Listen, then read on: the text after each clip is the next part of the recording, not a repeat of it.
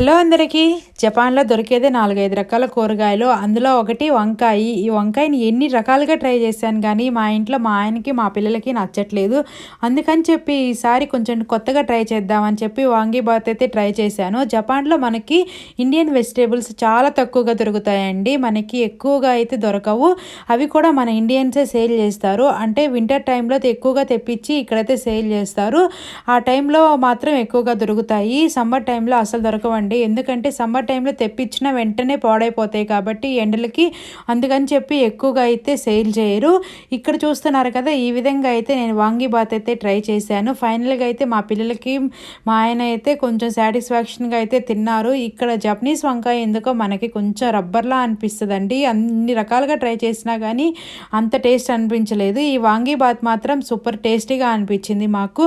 First time కనుక మన channel చూస్తుంటే ప్లీజ్ సబ్స్క్రైబ్ చేసుకోండి.